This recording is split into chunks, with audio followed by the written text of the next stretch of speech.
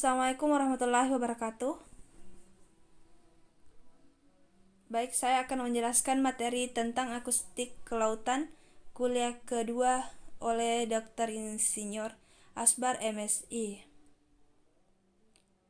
Dalam akustik kelautan ini kita akan membahas tentang ruang lingkup akustik kelautan, Fakultas Perikanan dan Ilmu Kelautan Universitas Muslim Indonesia, Makassar. Aplikasi akustik kelautan dalam berbagai bidang. Penggunaan aplikasi akustik kelautan sudah banyak digunakan pada berbagai bidang. Berikut akan dijelaskan mengenai contoh pengaplikasian akustik laut pada beberapa bidang. Yang pertama yaitu pada bidang militer. Kegiatan militer seperti negara Amerika yang telah mengembangkan akustik dan menghasilkan suatu akustik perangkat long range atau LRAD, perangkat jarak jauh yang berasal dan peringatan BRAM yang diarahkan akustik. LRAD dikembangkan untuk berkomunikasi pada rentang operasional dengan kewenangan dan unggul dalam tinggi kebisingan pada lingkungan ambien.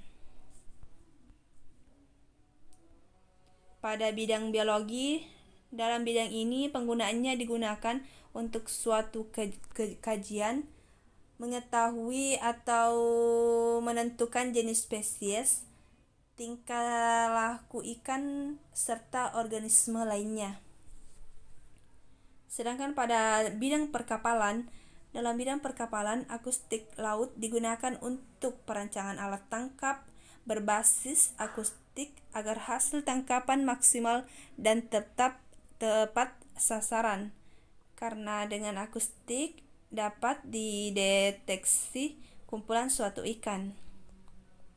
Selanjutnya, bidang pemetaan. Aplikasi akustik laut digunakan untuk memperoleh data dari pengukuran kedalaman. Dengan alat akustik nantinya dapat dijadikan suatu peta dasar laut. Di bidang oceanografi kelautan digunakan untuk menyajikan suatu kajian ilmu pengetahuan yang mempelajari tentang sifat-sifat laut, baik dalam kimia, fisika, maupun biogeo, dan hal-hal yang dapat bersifat kelautan lainnya, menggunakan suatu alat akustik. Kemudian dapat digunakan pula di bidang industri. Biasanya dalam bidang industri ini diaplikasikan untuk menentukan lokasi yang sesuai dengan metode pendeteksian maksudnya dasar laut dan menganalisis dampak yang akan terjadi jika industri tersebut dibangun di daerah tersebut. Adapun konsep akustik kelautan. Yang pertama, akustik kelautan adalah ilmu yang mempelajari rambatan gelombang suara pada kolom air. Permasalahan-permasalahan yang dibahas dalam akustik kelautan yaitu kecepatan gelombang suara, waktu pada gelombang yang dipancarkan hingga gelombang yang dipantulkan kembali, dan kedalaman perairan. Adapun konsep akustik kelautan, hal yang mendasari mempelajari akustik kelautan adalah laut yang begitu luas dan dalam atau dinamis. Manusia sudah pernah ke planet terjauh tetapi belum pernah ke laut terdalam, sehingga dibutuhkannya alat dan metode untuk melakukan pendeskripsian kolom dan dasar laut. Dan saat ini metode yang paling baik adalah dengan menggunakan akustik. Adapun metode akustik merupakan proses-proses pendeteksian target di laut dengan mempertimbangkan proses-proses. Yang pertama, perambatan suara. Yang kedua, karakteristik suara. Yang ketiga, faktor lingkungan. Dan yang keempat, kondisi target. Kelebihan dari metode akustik ini yaitu berkecepatan tinggi, estimasi stok, dan ikan secara langsung, dan memproses data secara real time, tepat dan akurat. Jadi akustik terbagi menjadi dua macam, yaitu akustik pasif dan akustik aktif. Di mana akustik pasif di sini yaitu mendengarkan gelombang suara yang datang dari berbagai objek pada kolom perairan. Sedangkan akustik aktif yaitu untuk mengukur jarak, adanya arah dari objek yang dideteksi, dan ukuran relatifnya dengan menghasilkan pulsa suara, dan mengukur waktu tempuh dari pulsa dengan memakai prinsip sonar untuk mengukur bawah air. Selanjutnya, hidroakustik. Hidroakustik didasarkan pada prinsip yang sederhana. Gelombang suara dipancarkan melalui sebuah alat yang menghasilkan energi suara atau transducer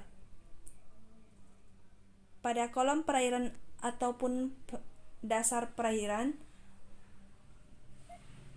Kemudian hal ini mengubah energi elektrik menjadi mekanik.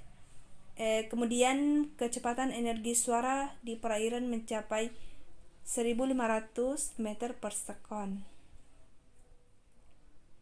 Ketika energi tersebut mengenai suatu target, maka akan dikembalikan dalam bentuk echo yang nanti akan dikembalikan ke receiver dengan menentukan selang waktu antara pulsa yang dipancarkan dan diterima transducer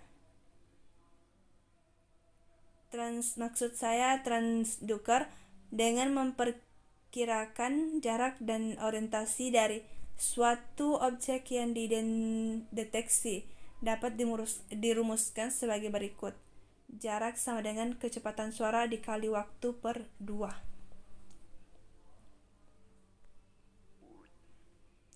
Kecepatan suara bergantung pada suhu, salinitas, tekanan, musim, dan lokasi. Ada beberapa rumus kecepatan suara yang diperoleh. Kemudian shadow zone adalah suatu wilayah yang dimana gelombang suara tidak dapat merambat atau lemah sehingga hampir tidak dapat merambat dalam suatu medium. Ada beberapa daerah, temperatur, salinitas laut pada lapisan tersebut dapat memantulkan gelombang suara yang datang. Akibat jika suhu meningkat menurut kedalaman, maka gelombang suara yang dipancarkan akan cenderung dibelokkan ke arah permukaan.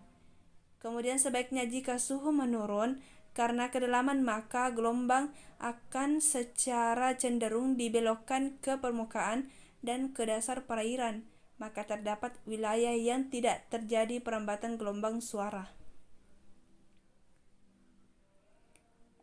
Di sini terdapat gambar pembentukan shadow zone, di mana shadow zone itu merupakan wilayah di mana suara tidak dapat merambat. Hal tersebut dapat dijelaskan dengan meningkat lapisan yang ada di kolom air. Kolom air laut dibagi menjadi 3 lapisan, yaitu lapisan tercampur, lapisan termoklin, dan lapisan laut dalam. Selanjutnya, atenuasi gelombang suara.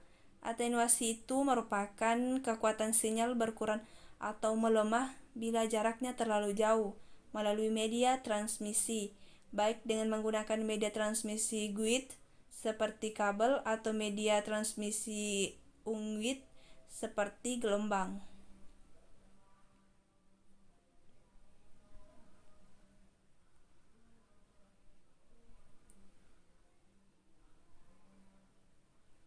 Adapun satuan dari atenuasi adalah decibels atau D kecil B besar. Sedangkan koefisien atenuasi adalah atenuasi yang terjadi persatuan panjang gelombang yang satuannya desibel per cm atau dB per cm.